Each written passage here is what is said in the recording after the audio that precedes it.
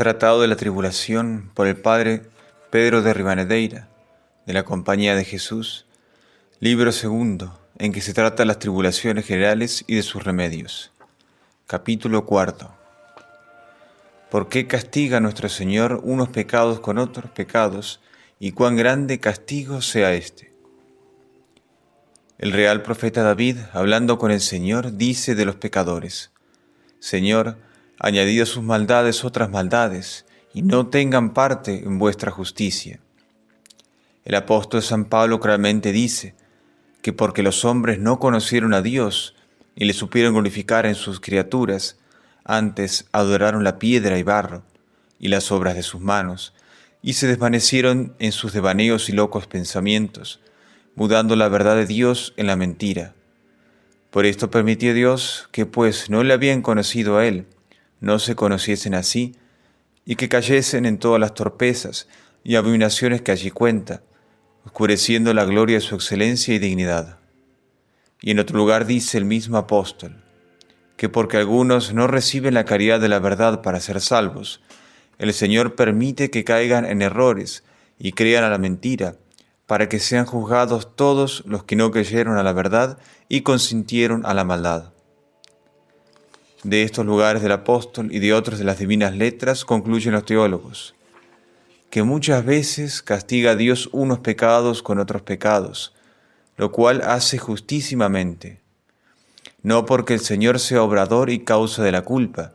porque esto no puede ser, como arriba declaramos, mas porque en la obstinación y dureza del pecador, que no quiere aprovecharse del socorro de la gracia, ni de los favores y mercedes que Dios llueve sobre él,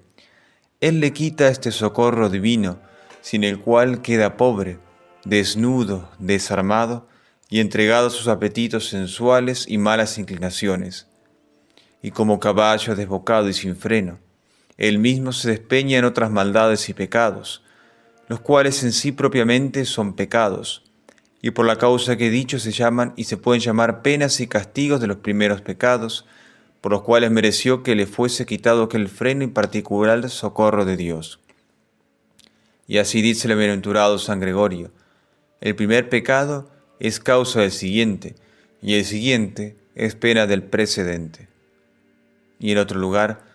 el pecado que nace de otro pecado no solamente es pecado, sino pecado y pena de pecado,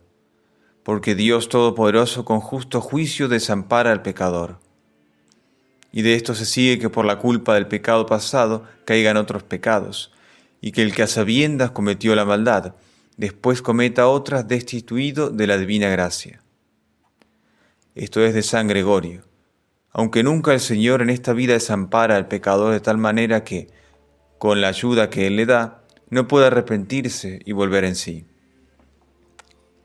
Este castigo de Dios es terribilísimo, y más porque temer que otro ninguno que Él nos envía de penas temporales. Este castigo de Dios es terribilísimo, y más para que temer que otro ninguno que Él nos envía de penas temporales. Ni la sequedad, ni la hambre, ni la corrupción del aire y mortandad, ni la guerra y división de los reinos, ni otra ninguna calamidad temporal es tan espantable señal de la ira y saña de Dios, como lo es este azote de pecados con pecados, porque los demás, aunque sean rigurosos y temerosos, comúnmente son castigos de Padre, pero este es castigo y venganza como de enemigo. Así lo dice el mismo Dios por Jeremías: yo te he herido con llaga de enemigo y con un cruel castigo. Y en otra parte, llama el mismo profeta a esta manera de castigo viento abrasador, porque no es para aventar el grano y purgar el alma, sino para abrasarla y quemarla y consumirla. Cosa es que pone espanto considerar que siendo Dios una bondad infinita, y que ama infinitamente a la virtud, y la galardona con gloria eterna, y aborrece infinitamente el pecado, y le castiga con pena de infierno, y que dio su propia sangre y murió en un madero para matarle y destruirle, permite en el mundo tantas maldades y tan feas y tan abominables, que son más propias de bestias fieras y demonios que de hombres. y entre ellas tantas herejías como leemos que ha habido en los siglos pasados, y con dolor de nuestro corazón vemos en nuestros días. Porque la herejía es uno de los mayores pecados del mundo,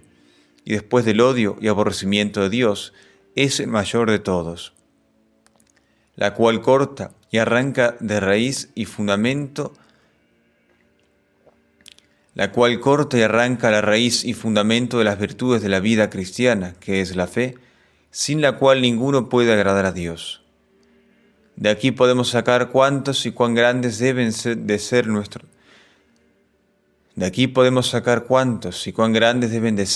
pecados, pues han merecido tan horrible y lastimero castigo, como es haber el Señor permitido en nuestros tiempos las herejías infinitas que vemos,